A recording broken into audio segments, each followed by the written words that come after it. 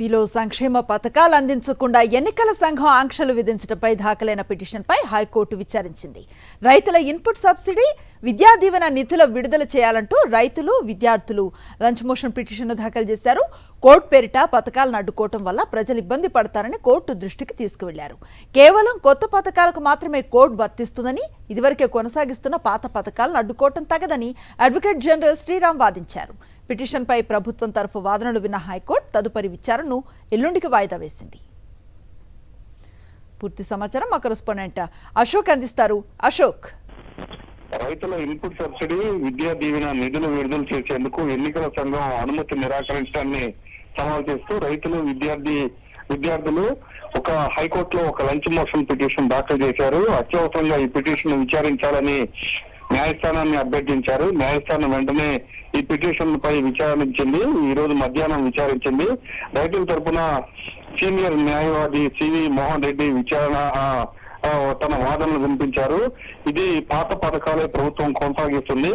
అలానే కరువు, వైపరీత్యాల వల్ల పంట నష్టపోయిన రైతులకు ప్రభుత్వం ఇన్పుట్ సబ్సిడీ ఇచ్చి ఆదుకుంటుంది. ఇన్పుట్ సబ్సిడీ ఆపి ఇవ్వడం వల్ల రైతులు చాలా ఇబ్బంది పడతారు. వచ్చే సీజన్ కు పొలాలు రెడీ చేసుకుంటున్నారు. పూర్తి స్థాయిలో వాళ్ళంతా ఇబ్బంది పడతారు. అలానే విద్యా దీవెన పథకానికి సంబంధించిన విద్యార్థుల నిధులను కూడా ప్రభుత్వం నిధులను మంజూరు చేస్తుంటే దాన్ని కూడా పూర్తి స్థాయిలో ఆపేశారంటూ తన వాదనలు వినిపించారు. తర్వాత అడ్వకేట్ జనరల్ శ్రీరామ్ కూడా ఇది కొత్త పథకాలకు ఎన్నికల నియమావళి వర్తిస్తుంది. విద్యా దీవెన పథకం కింద ఇప్పటికే 97 కోట్లు చెల్లించాము. ఇప్పుడు మిగిలిన మొత్తాన్ని పంపిణీ చేస్తున్నాము.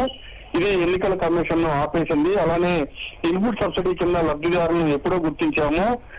ఎంత మొత్తం చెల్లించాలని కూడా నిర్ణయించాము. దీన్ని కూడా ఎన్నికల సంఘం ఆపేసింది. ఇది ఏమాత్రం సంబంధితం కాదని కూడా న్యాయస్థానం దృష్టికి తీసుకెళ్లారు. సమర్థవంతంగా వాళ్ళ వాదనలు వినిపించారు. వాదనలు విన్న న్యాయస్థానం ఈ తదుపరి విచారణ ఎల్లుండికి వాయిదా వేసింది.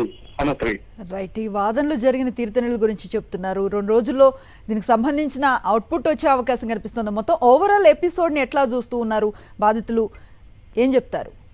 దాదాపు ఎవరైతే లబ్ధిదారులు ఉన్నారో ఖచ్చితంగా నిధులు, ప్రభుత్వం మంజూరు చేసే నిధులు ఖచ్చితంగా ఈ పథకాల కింద రావాల్సిన నిధులు ఖచ్చితంగా తమకు వస్తాయి. పూర్తి స్థాయిలో రైతులైతే పూర్తిగా పంట దెబ్బతిని ఇబ్బందుల్లో ఉన్నారు. ఇన్పుట్ సబ్సిడీ కింద వచ్చే నిధులు వస్తే గానీ ఇప్పుడు పొలాలకు మళ్ళీ రెడ్డి కాలేరు. కాబట్టి పూర్తి స్థాయిలో ఖచ్చితంగా విద్యా దీవెన పథకం కింద విద్యార్థులు గానీ, లేకపోతే ఇన్పుట్ సబ్సిడీ కింద ఉన్న రైతులు గానీ పూర్తి స్థాయిలో నిధులు వస్తాయన్న ఆశాభావం అయితే వ్యక్తం చేస్తున్నారు.